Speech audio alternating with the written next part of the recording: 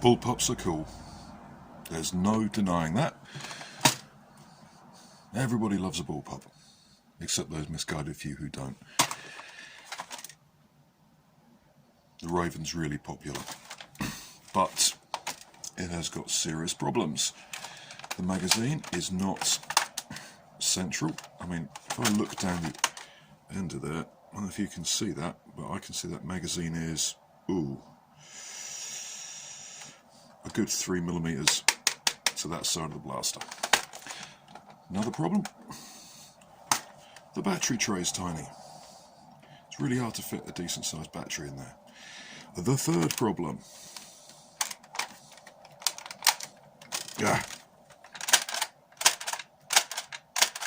that is not a nice trigger. The fourth problem, if you want to make it full auto, you need to put something like a solenoid in there, or one of the very rare Rayven full auto kits that you can get. They tend to be 3D printed, and 3D printed full auto kits have a tendency to fail. And if you put a solenoid in there, you need 12 volts, which means you need a 3S battery, which means you're not going to fit in. Basically, this thing takes a lot of work to make it good, which is a pity. On the other hand, everybody likes the Rapidstrike. Full auto out of the box, massive battery compartment, lovely. Just one problem. Compared to the Rayven, it's almost twice the size. Everybody likes Bullpups, everybody likes Rapidstrikes. So what we're going to do is we're going to take this and Bullpup it.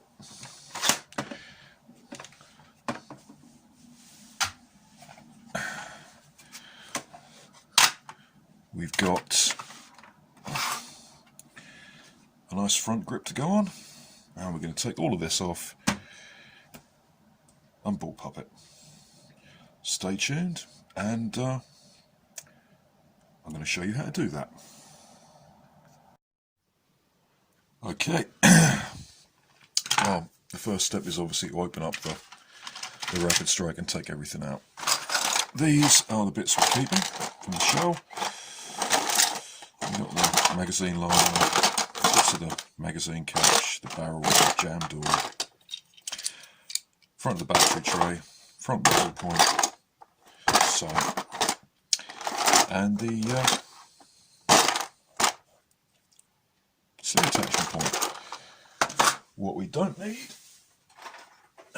physically are the inside of the battery tray, the two sight tubes, this little bit from the electromagnetical magazine catch that lives down here, and this bit, because this is going to be flat topped. We might not need this either. I don't know if I'm going to use the butt plate off the Rapidstrike. As I've cut up a cross bolt to get the handle, I might use the plate from that. Anyway, what else don't we need? Well, this is going to be a around about a 120 FPS build, so it's going to have Michelle's Bulldog flywheels in the stock cage, so we don't need all of this, but we can take that out later. Obviously we're going to need the pusher box. What we're not going to need really is the trigger group. I mean, for a start, it ain't going to fit. And secondly, we really don't need the third switch up here. You know, apart from the fact that we'll be running wiring back and forth around inside the blaster till the cows come home. Rapidstrikes work well on two switches. At some point I'll show you how to do that. It's basically the same method as make, test, battle use. So we're going to keep all of this and reuse it later. So, how are we going to bullpup this thing?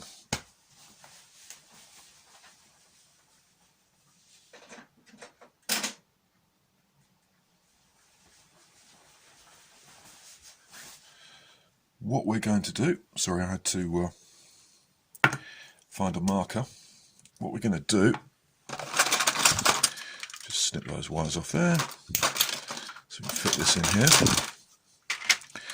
That down here is as far forward as we can go, and so we're either going to cut here or here, just on the side of this webbing, to give us some material to adhere the butt plate on. We're also, if I put the flywheel cage back in,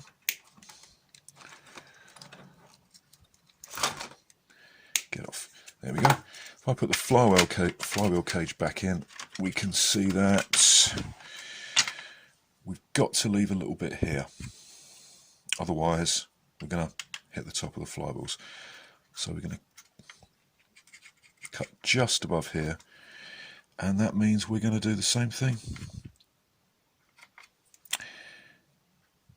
there, really. That'll give us something to form basis for the covering. Other than that, we go down here at the front.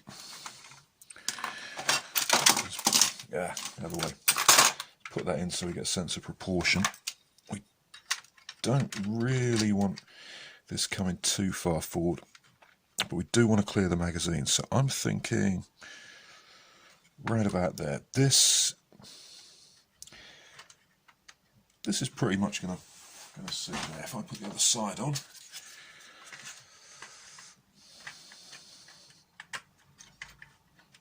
I can get them lined up. Right, that's quite wide, so that is going to get this stuff out. And it's really going to help with getting a good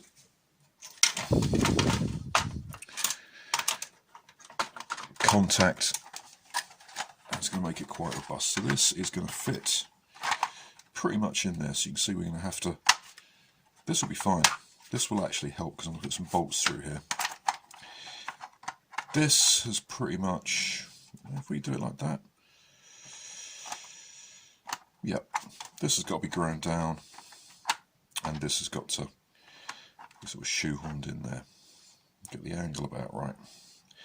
Okay, I'm going to start off doing that, and hopefully give you an idea of how I cut shells at the bargain. Right, don't go away. Right, well the first step is obviously to mark out. You don't have to be too precise about this. I mean, this, as it's going over a complicated shape, is not straight. But that's alright, because if you look on the inside, I'm cutting big. I'm leaving extra material that I'm going to have to remove later. And that's deliberate. Especially up here. It is really quite difficult to get these dead level.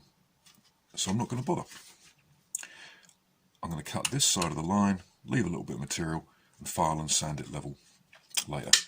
Same with the grip that's got to come off.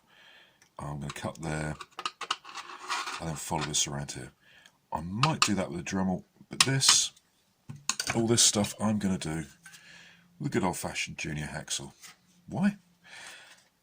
Dremel cutting blades and discs have a tendency to melt plastic. And they're quite hard to control. So what we're going to do is very carefully start our cut. Obviously this isn't how you use a saw. A saw blade should always go through the material at an angle, but this is where we're going to start.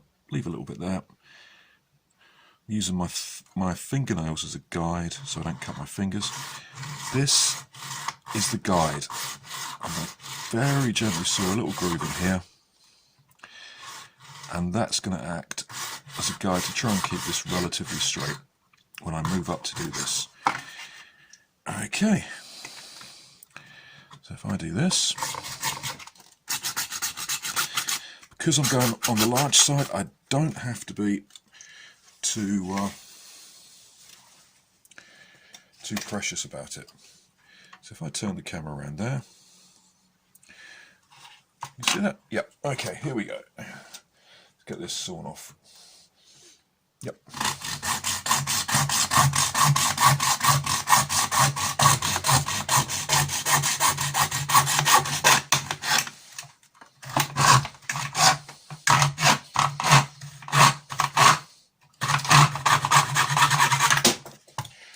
Okay.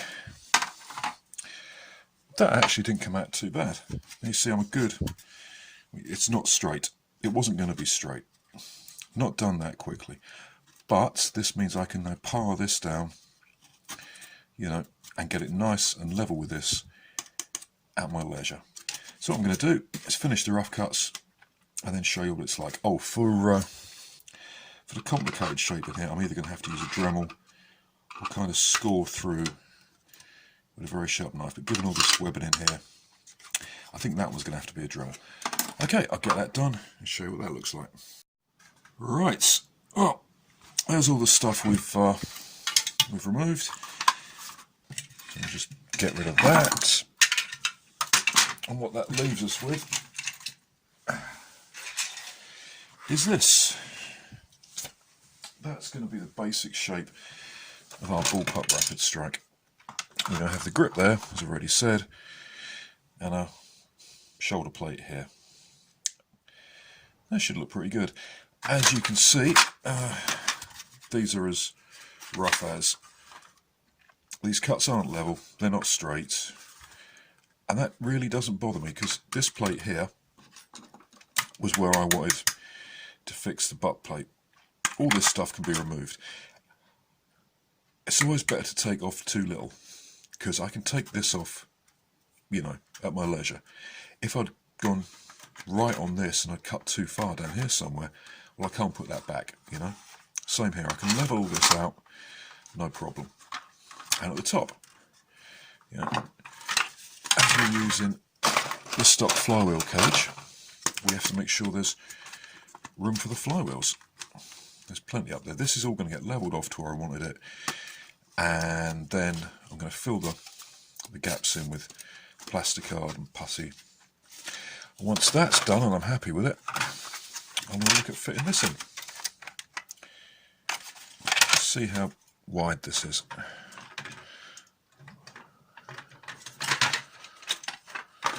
Let's have a look at that.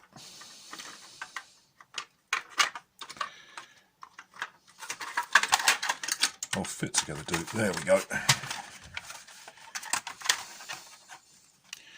Yeah, that's actually going to look reasonably good, I think. Yeah. Okay, obviously a lot of this has got to go off. That is going to take a bit of measuring and thinking. What I'm planning to do, I think, is just take these ribs off. Let's have a look on the inside. Might be an idea to cut this lot off as well.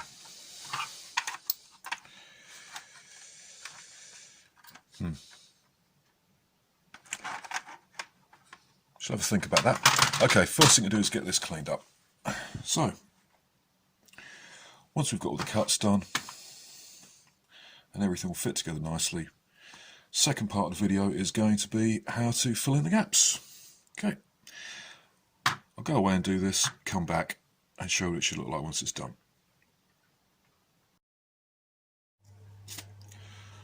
Okay, right, several hours later. There you go, you can see all that's